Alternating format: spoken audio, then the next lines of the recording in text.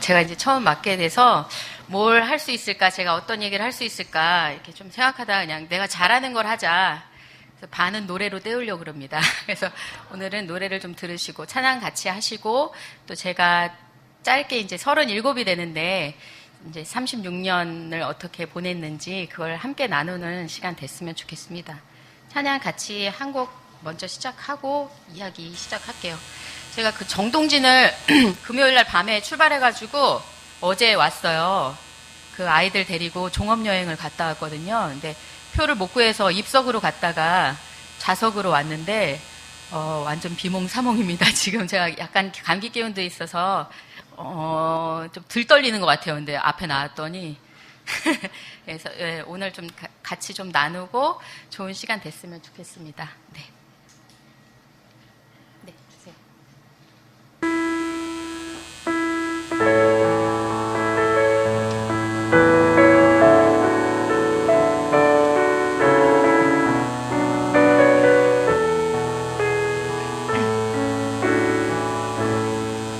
주가 보이신 생명의 길, 나 주님과 함께 상한 마음을 들이며 주님 앞에 나가리. 나의 의로움이 되신 주, 그 이름 예수. 나의 길이 되신 이름 예수.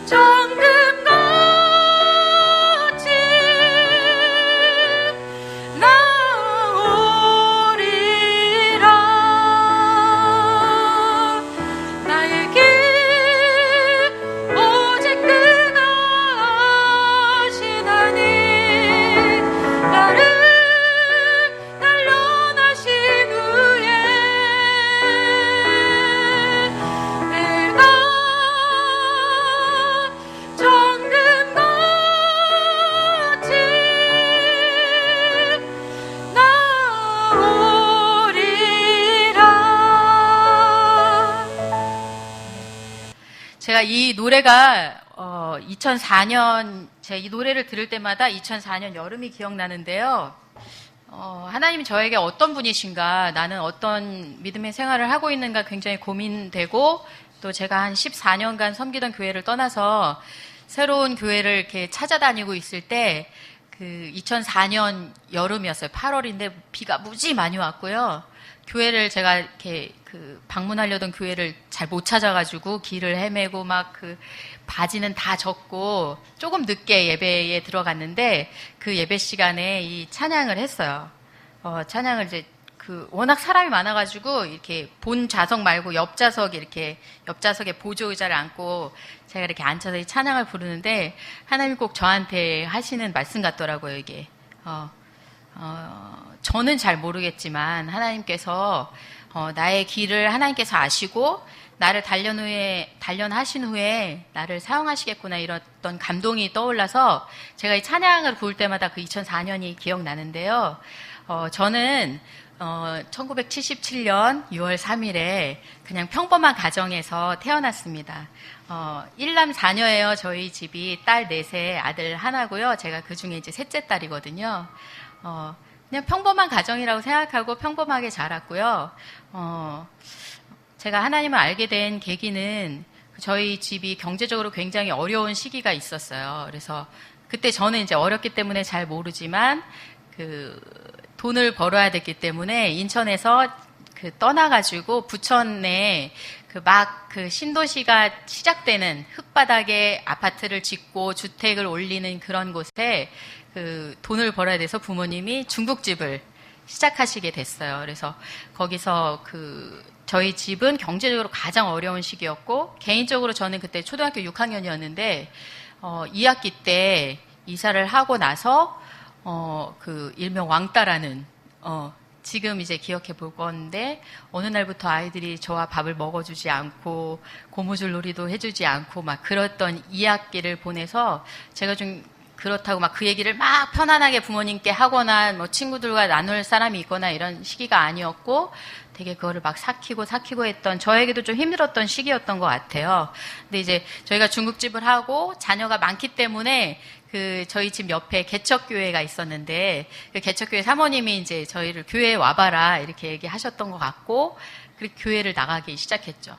왜 제가 교회를 나갔는지 잘 모르겠어요. 왜냐면 또래 친구들도 별로 없었고, 뭐 교회에서 맛있는 걸 준 것도 아니고, 근데 왜 나가는지 하나님 은혜라고 생각하는데, 거기서 하나님을 만나게 된 것 같고요. 교회, 굉장히 작은 개척교회에서 제가 이제, 이게 신앙생활이고, 이게 기도하는 거고, 이런 걸 좀 배웠던 시기인 것 같습니다.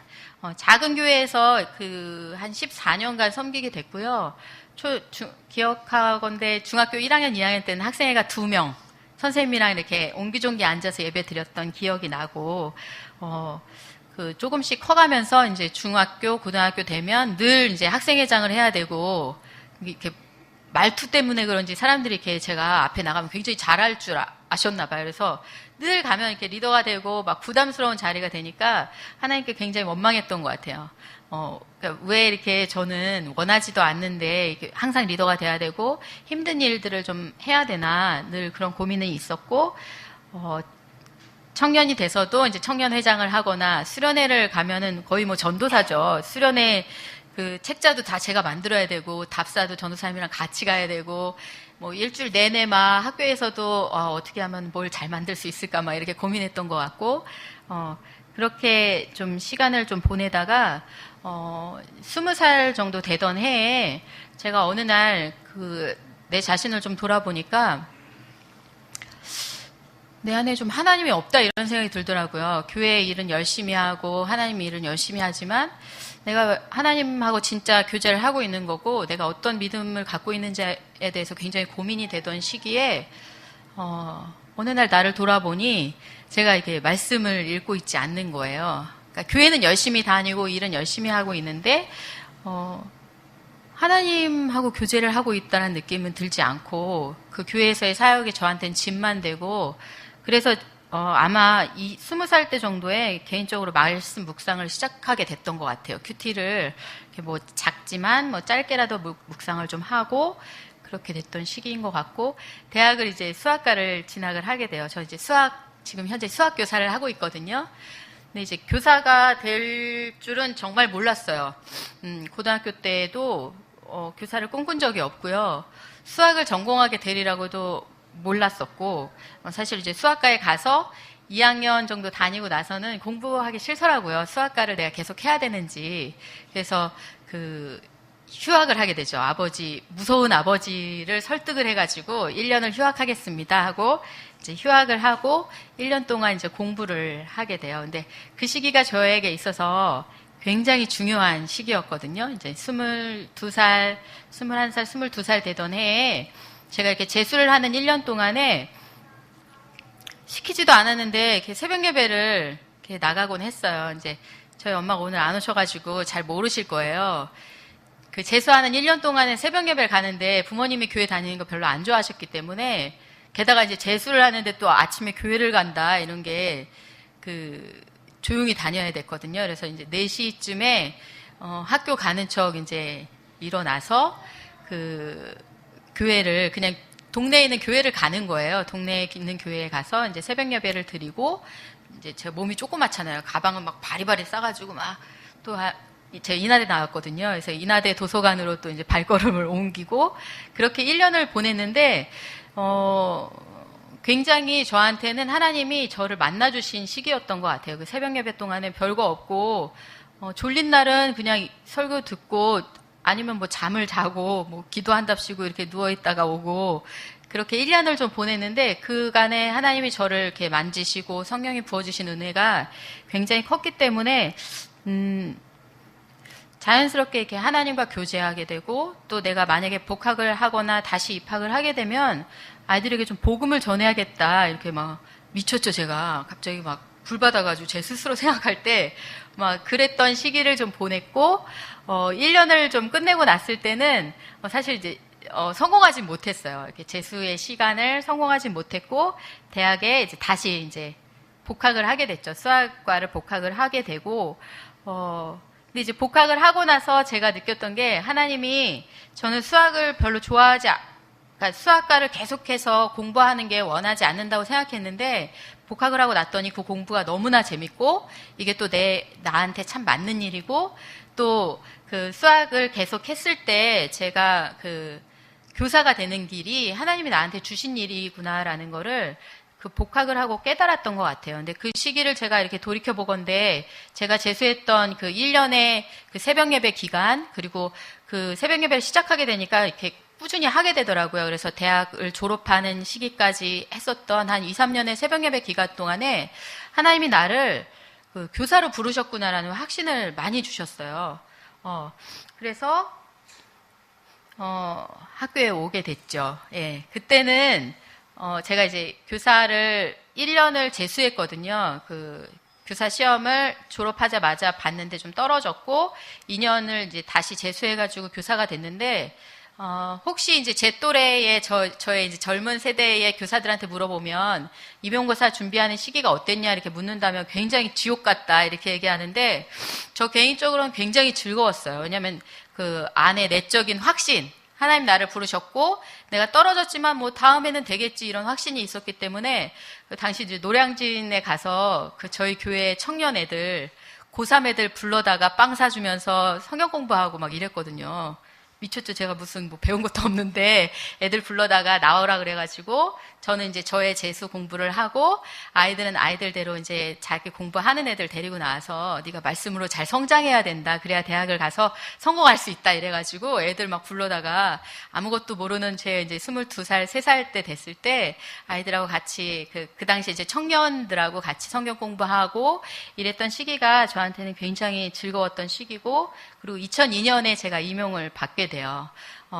2002년에 이제 막상 이제 교사로 들어갔는데 제가 꿈꾸던 혹은 제가 이렇게 부르심을 얻었던 그 교사로서의 길보다는 그냥 살아야 되는 거니까 그냥 학교는 굉장히 바쁘더라고요. 생각보다 내가 생각했던 것보다 굉장히 바쁘고 이렇게 아이들을 챙기기에도 내가 막 이렇게 역량이 좀 부족하고 이랬던 고민이 있던 시기에 제가 모임을 하나 알게 돼요. 저는 이제 어디 나가면 저를 소개할 때 기독 수학교사 김혜입니다 이렇게 얘기하거든요. 저의 정체성은 분명하고 하나님이 저를 그만해라 하실 때까지는 저에게 있어서는 이 기독, 수학, 교사 이 세 가지죠. 기독, 수학, 교사라는 이 세 가지가 저한테는 굉장히 분명한 정체성인데 저의 이 정체성을 갖게 되었던 두 번째 이제 중요한 만남이죠. 저에게 있어서 두 번째 중요한 만남이 기윤실 교사 모임이라는 모임이에요. 선생님들 빼고는 잘 모르시겠지만 지금 한국에는 그 교사 단체가 몇 개 있습니다. 그러니까 전국 교직원 노동조합 전교조라고 부르는 진보 성향의 전교조란 단체가 있고요. 교직원 총연합회라고 교총이라고 부르는 좀 보수적인 단체가 있죠. 그거는 이제 교사들의 이익단체인데요. 제3의 단체가 지금 있어요. 저는 거기 속해 있고, 그게 좋은 교사 운동이라는 단체인데요. 이름은 기독성이 없지만, 좋은 교사 운동이라는 건 전국에 있는 기독교사들이 모여서 그 단체를 하나 만들었고, 그게 2000년부터 시작되었는데, 기독교사들이 각 학교에서 자기 역할을 제대로 해내고, 궁극적으로는 복음의 힘을 드러낸다. 또 아이들을 복음으로 영혼을 변화시킨다라는 목적을 가지고 일하는 곳이 있습니다. 저는 좋은 교사 운동 안에 기윤실 교사 모임이라는 단체에 속해 있는데요. 저에게 이 두 번째 만남은 하나님이 저를 교사로 부르셨다면 이 좋은 교사 운동은 저를 기독 수학교사로 부르셨다는 것. 그냥 교사가 아니라 기독 수학교사로 부르셨다는 확신을 주시게 된 것 같아요. 두 번째 찬양을 좀 괜찮죠? 저 찬양하니까. 네. 2000년에 고영원 씨라고 그 부흥 작곡하신 분한테 기독교사 단체에서 수련회를 할 때 우리를 위해서 좀 작곡을 해주세요. 이렇게 부탁을 드렸는데 그때 이제 고영원 씨가 작곡해 주셨던 곡이 하나 있어요. 보리라라는 곡이거든요. 네, 잘 아실 거예요. 함께 같이 불러보겠습니다.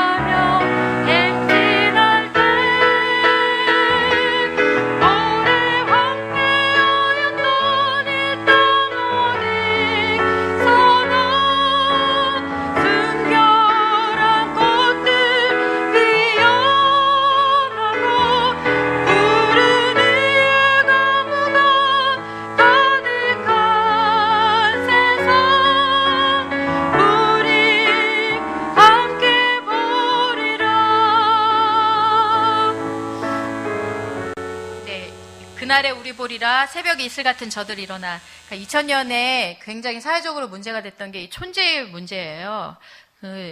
제가 이제 교사가 지금은 그런 얘기를 별로 안 하는데 2002년에 교사가 되고 나서 주변에 많은 사람들이 물어봤던 게 진짜 촌지를 주나요? 이렇게 많이들 물어보셨던 것 같아요. 그러니까 2000년 90년 후반부터 2000년 초기까지 그 여러 가지 촌지 문제가 학교에 문제가 되면서 좋은교사 운동은 그 문제에 대한 대답으로 생겨나게 됐습니다. 그러니까 그 교사가 이제 더 이상 이런 허울이죠. 잘못된 이런 누명을 쓰지 말자. 왜냐하면 각 교단에서 정직하게 살아가시는 여러 선생님들이 있고, 특별히 이제 기독교사가 학교에서 살아가는 데 있어서 이 문제에 대해서 우리가 대답하지 않는다면 비겁한 것이다.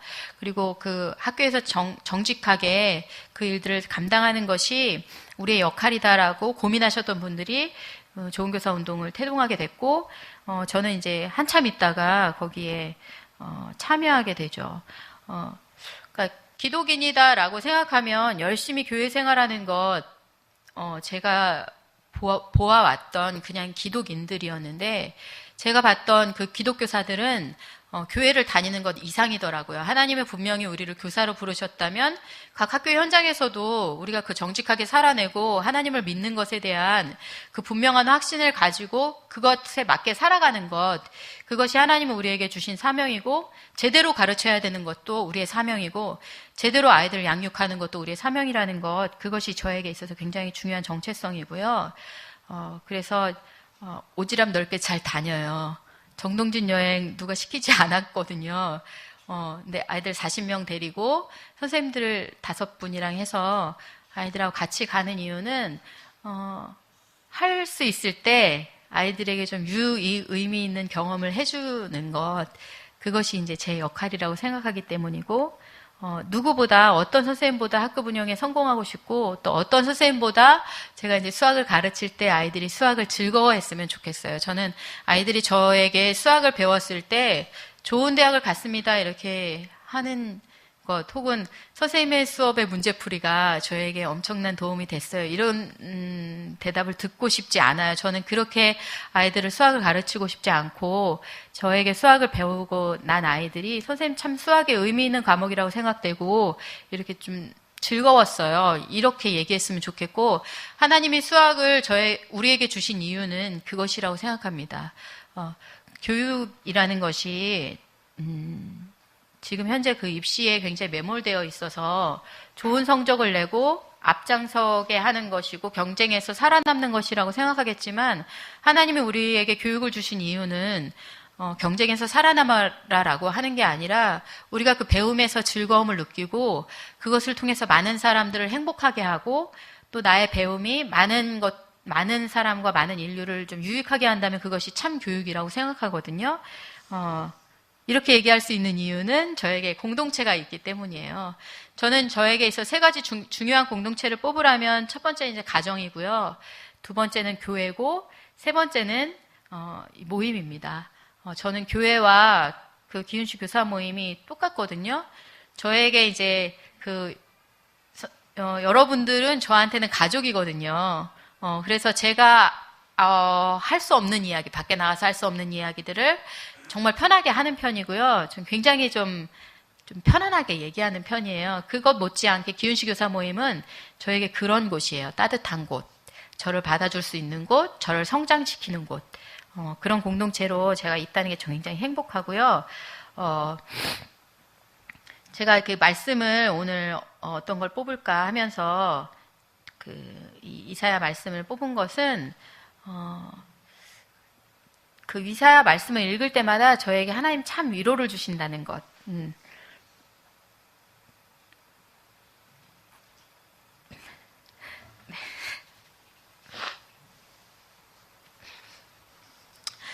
네, 설교하면서 울지 않아야 되는데, 네. 마른 곳에 서서 내 영혼을 만족해 하면서 내 뼈를 견고하게 한다.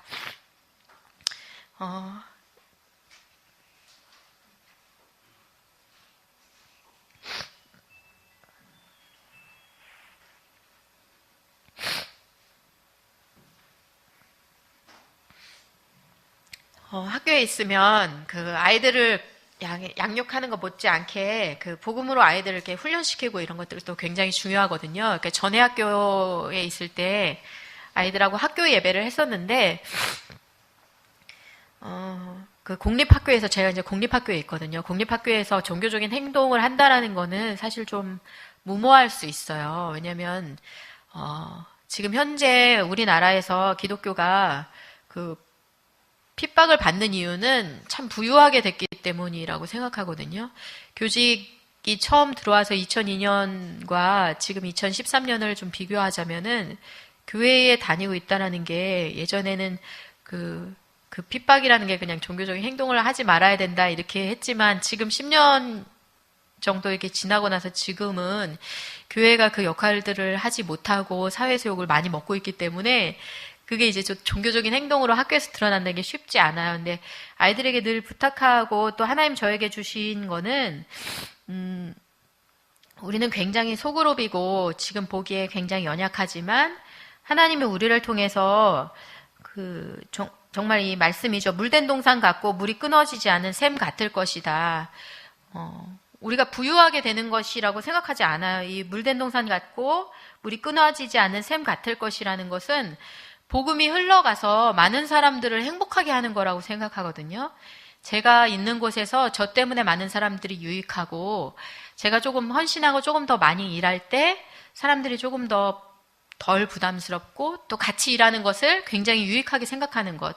그리고 그 아이들이 또 그 각자의 자리에 갔을 때 그 아이들이 그 역할을 해내는 거라고 생각하는데, 저는 그렇게 믿음이 막 그 훌륭한 사람 같진 않아요. 왜냐면 끊임없이 의심하거든요. 내가 이렇게 제대로 살아가고 있는가? 나는 그리스도인이 맞는가? 오늘도 이렇게 금요일날 거의 밤을 샜기 때문에 오늘 아침에 정말 일어나기 싫더라고요. 근데 설교가 있어가지고 아침에 이게 누워서 이게 생각을 하면서 예수님이 김혜희에게는 예수님이 어떤 존재입니까? 라고 계속 되묻게 되는 거예요. 왜냐면 이제 설교를 선다 이렇게 성도들 앞에서 내 삶을 나눈다라는 게 김혜희가 아니라 그냥 기독인으로서의 김혜희, 내 믿음에 있는 사람으로서 김혜희인데 예수님이 나한테 어떤 존재인가 누군가 이제 나한테 질문했을 때 아직 잘 모르겠는 거죠.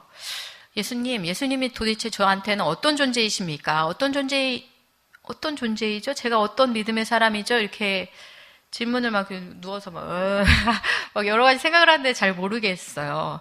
그리고 이제 여전히 답을 안 가지고 이제 앉았죠, 제가. 아침에 이제 처음 왔더니 여러분들이 저의 손을 꼭 잡고 화이팅. 잘하세요. 막 이렇게 제가 엄청 긴장할 줄 알고 여러분들이 이렇게 힘을 주시는데 예배를 막 시작하고 제가 이제 찬양을 하는 중에 하나님 저한테 주셨던 마음이 뭐냐면 저한테 예수님은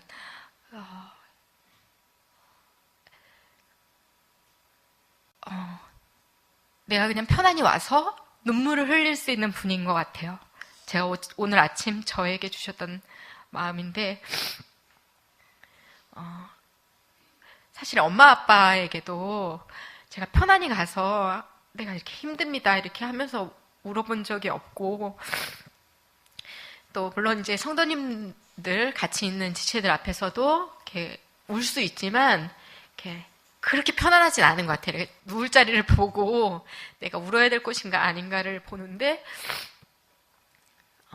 예수님 앞에서는 안 그렇거든요.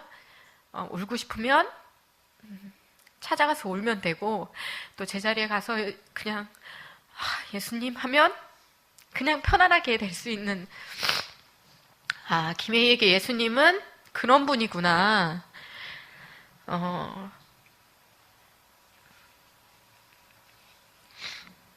작년 9월 이후에 그 엄마가 교회에 이제 처음 다니게 되면서 제가 엄마한테 갖고 있는 불만이 있어요. 엄마한테 갖는 불만이 뭐냐면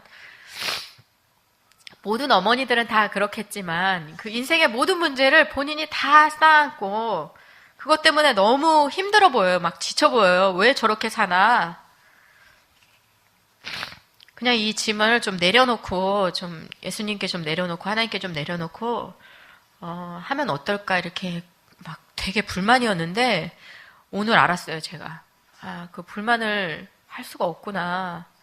이게 그 믿음이 있는 사람하고 없는 사람하고 다른 거구나. 저는 예수님이 저에게 있어서 편안하게 와서 눈물을 흘릴 수 있는 분이라는 거는 인생의 모든 문제에 있어서 그거를 이렇게 같이 질 수 있는 분이 있는 거죠, 제가.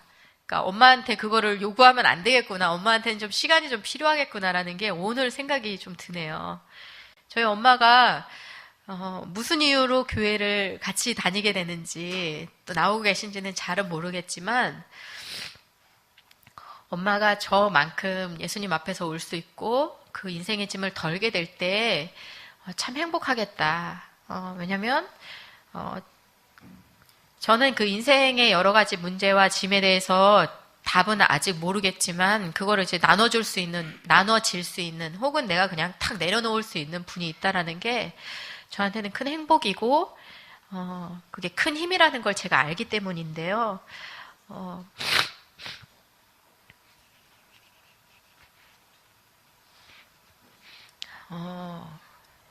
저한테는 이제 두 가지 소망이 있습니다. 이제 좀 마무리를 좀 해볼까요? 저는 저희 가정에서 아버지가 회심하는 게 우리 가정의 구원의 끝이라고 생각해요. 그러니까 아버지가 평생을 살면서 자기 짐을 여전히 내려놓지 못하고 또 자기의 삶에 대해서 후회하고 그럼에도 불구하고 믿을 건 자기 자신밖에 없는 그 아버지가 언젠가 회심의 때를 주실 거라고 생각하거든요. 왜냐면 하나님이 저에게 아버지가 갖고 있는 생각이라든지 아버지의 짐에 대해서 되게 공감할 수 있는 능력을 주시고 또 궁극적으로 아버지가 회심하는 것에 대해서 하나님께서 저에게 이렇게 굉장히 마음을 좀 주신다는 거. 그래서 여동생과 제가 갖고 있는 기도 제목인데요. 부모님이 하나님께 그 마음의 짐을 내려놓는 것. 그것의 이제 첫 발이 저는 이제 작년에 어머니가 교회에 나오게 된 것, 그것이 이제 시작이라고 생각하고 아버지가 회심하시게 되는 거고요. 두 번째는 좀 어줍잖지만 한국 땅의 그 교육계가 변화되는 게 이제 두 번째 저의 소망입니다. 학교에 다닌다 또는 자녀를 학교에 보낸다는 게 부모나 아이들 입장에서 행복했으면 좋겠어요. 학교에 간다. 그럼 좋은 선생님이 있고 좋은 가르침이 있고 또 좋은 친구가 있다라는 게 그게 학교의 힘이지. 내가 학교에 갔을 때 좋은 성적을 얻고 좋은 대학을 간다. 경쟁에 치열하게 해서 살아남고 누군가를 눌러서 이겨서 그것이 내 삶에 굉장히 큰 1순위가 된다 그러면 굉장히 힘들 것 같다는 생각이 들어요. 2010년에 제가 그 북유럽의 학교를 몇 개 탐방하게 됐어요. 그 북유럽은 사회민주주의 국가거든요. 그리고 굉장히 오랜 시간 동안에 그 기독교 문화가 철학으로 바탕이 돼 있기 때문에 함께 사는 것에 굉장히 익숙하고 아이들이 굉장히 행복해해요. 그리고 학교가 어디든지 평등해요. 어느 학교든지 어느 지역의 어느 학교에 가더라도 학교 시스템이라든지 학교의 재정이라든지 이런 게 굉장히 평등 구조가 돼서 아이들이 굉장히 행복한 걸 보는데 왜 하나님이 북유럽은 저렇게 변화시켜 주시고 왜 우리는 이렇게 힘들게 치열하게 아이들과 선생님들과 부모들을 이렇게 힘들게 살아가야 될까 이렇게 되게 고민을 많이 했는데 제가 그 북유럽 학교를 탐방하면서 느꼈던 게 그 사람들이 굉장히 노력을 해서 학교가 변화된 것 같지는 않더라고요. 그러니까 그 학교도 그 땅도 하나님의 은혜를 주시지 않는다면 그렇게 변화되지 않았던 생각이 오히려 들었어요. 그러니까 누군가 한 사람, 두 사람, 또 여러 사람의 힘으로 역사가 이루어져 있을 거라고 생각했는데 막상 학교에 들어가서 학교를 보고 그 땅의 역사를 좀 바라보니까 우리랑 별반 크게 다른 점이 없어요. 근데 하나님께서 그곳을 만지시고 그곳에 정말 충분한 은혜를 주셨기 때문에 가능하다는 생각이 들었고 그래서 좀 소망하게 됐습니다. 오히려 하나님께서도 한국 땅에 그 교육을 변화시킬 수 있는 힘을 주실 거다. 왜냐하면 그것을 고민하고 있는 사람들이 있기 때문에 2000년이죠. 2000년에 이제 좋은교사 운동이 그 해답이 될지 또 다른 모임이 될지 잘 모르겠습니다. 그러나 그것을 놓고 고민하고 기도하는 사람들이 있다면 이 땅이 교육이 변화될 거라 생각하고 제가 이제 그 여러분들에게 좋은교사 운동을 얘기하는 이유는 우리도 교육에 있어서 떨어져 있는 타자가 아니잖아요. 자녀를 모두 키우시고 계시고 또 앞으로 뭐 그 교육과 다 연결이 돼 있고 부모는 교육하는 사람이니까 그래서 이 땅의 교육을 위해서 같이 기도해 주시는 동역자가 되시기를 좀 부탁드리는 마음에서 제가 말씀을 드립니다. 저희가 엄청난 일은 하고 있지 않아요. 그렇지만 하나님이 우리를 부르셨다라는 확신이 있고 그리고 이것을 변화시키기 위해서 자기 자리에서 최선을 다하는 것 그것이 그렇다고 생각을 하고요. 한 가지 좀 나누자면 제가 그 2011년이죠. 예, 남편이 그 발병하고 나서 하나님이 저한테 준 굉장히 통찰이 있는데요. 두려움이라는 것, 그러니까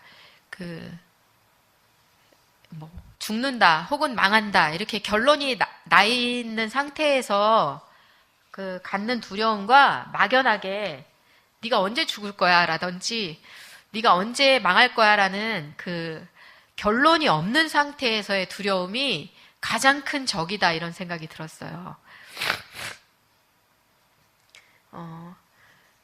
하나님이 우리에게 주신 거는 두려워하는 마음이 아니잖아요. 하나님 분명히 말씀에 그렇게 얘기하시잖아요. 하나님 우리에게 두려워한 마음을 주시는 게 아니라 정말 풍성한 마음, 생명의 마음을 주셨는데 사단은 끊임없이 우리에게 막연한 두려움을 심어서 네가 하는 일이 안 될 거야. 혹은 이러이러한 나쁜 점이 생길 거야. 이렇게 하면서 끊임없이 두려움을 주는 것 같아요. 그 가운데 하나님 저에게 주신 통찰은 뭐냐면 두려운 마음이 생길 때 빨리 떨쳐버려라. 그리고 혹시 두려운 상황이 생긴다면 그 상황에서 헤쳐나갈 길을 그때 파악하면 된다. 두려움이라는 거 막연하게 오지도 않을 저 멀리 있는 두려움을 내가 이렇게 막 맞닥뜨리는 것이 아니라 그 두려움이라는 게 물론 완전히 다 떨쳐버릴 수는 없지만 우리가 문제의 상황에 그때그때 맞춰서 그때 해결할 방법을 생각한다면 네 안에 있는 가장 어려운, 가장 떨쳐내지 못하는, 가장 그 해결하지 않는 그 두려움, 막연한 두려움으로 너 스스로를 괴롭게 하지 말고 그것을 좀 한 계단 한 계단 올라가듯이 이때의 두려움이 있다면 그때 해결하고 미리 막 5계단 있을 두려움을 미리 생각해가지고 나를 뒤집어 씌우고 나를 힘들게 하고 나를 곤란하게 하지 말고 그때그때 있는 상황에 맞서자 이런 생각들 많이 들었고 성도님들의 그 삶을 다 제가 알 수 없죠. 하지만 뭐 인생 뭐 있어요. 닥치면 맞서면 됩니다. 닥치면 맞서면 되고요. 저기 멀리 있는 것까지 고민을 안 하셨으면 좋겠어요. 그 인생의 모든 문제가 내가 해결할 수 있고 또 내가 그 고민을 하고 또 그것에 대해서 좀 대안을 생각하면 될 수 있으리라 생각하지만 늘 인생은 저의 생각과 다르게 가잖아요. 그죠? 그래서 인생의 그런 문제 가운데서 성도님들이 그런 두려움을 좀 맞닥뜨리셨으면 좋겠고 또 생각나신다면 이 땅의 교육을 위해서 좀 같이 기도해 주시면 좋겠습니다. 그래서 찬양을 하나 준비했고요. 예, 마지막으로는 저희 어머니를 위해서 좀 같이 기도해 주셨으면 좋겠고 최근에 저희 형부가 간암을 또 판정을 받아가지고, 네네. 근데 초기래요. 저희 그 바로 위에 언니 형부가 그 간이 좀 안 좋아요. 그 집안이 간이 좀 안 좋은데, 며칠 전에 이제 거의 확진을 받고 이제 수술 날짜를 잡았거든요. 근데 저는 그렇게 힘들진 않은데 엄마가 힘들어하는 게 좀 너무 안쓰럽더라고요. 예, 저희 엄마를 위해서 저희 가정을 위해서 좀 같이 기도해 주시면 좋겠고요. 네, 인생의 모든 문제는 나에게 해결점이 있지 않고 예수 그리스도께 있습니다. 그거를 좀 같이 나누는 시간 됐으면 좋겠습니다. 네.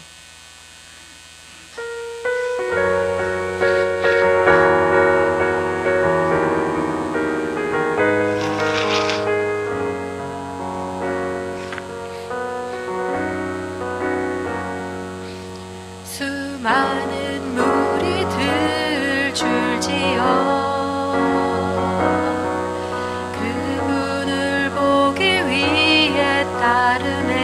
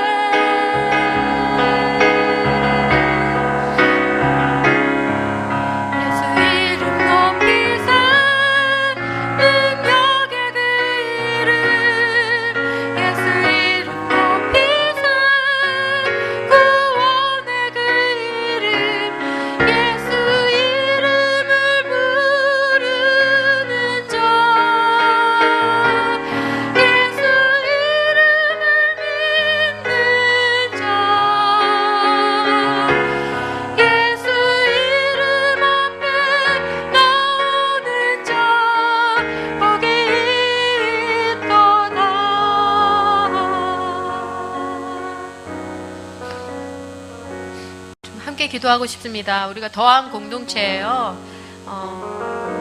제가 예수님을 믿고 나서 늘 생각하는 것은 저는 혼자 하는 걸 굉장히 싫어하고 할 수 없습니다, 사실. 한 명만 있으면 제가 굉장히 에너지를 많이 내거든요. 우리 옆에 있는 그 한 사람이 하나님이 우리에게 붙여주신 그 한 사람이라고 생각합니다. 그게 교회 공동체일지, 가정의 한 사람일지, 또 여러분이 속한 다른 공동체의 또 한 사람일지 모르겠습니다. 우리가 함께 가는 그 길에 예수 그리스도께서 우리와 함께 하고 계십니다. 우리에게 늘 새 힘을 주실 것이고 그 이름을 부르는 사람에게는 복이 있습니다.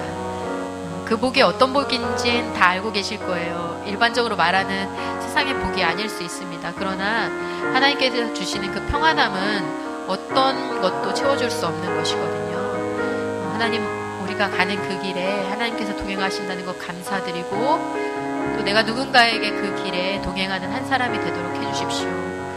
또 우리 길에서 그 분명한 사명들을 알게 해주십시오. 우리 함께 기도하겠습니다.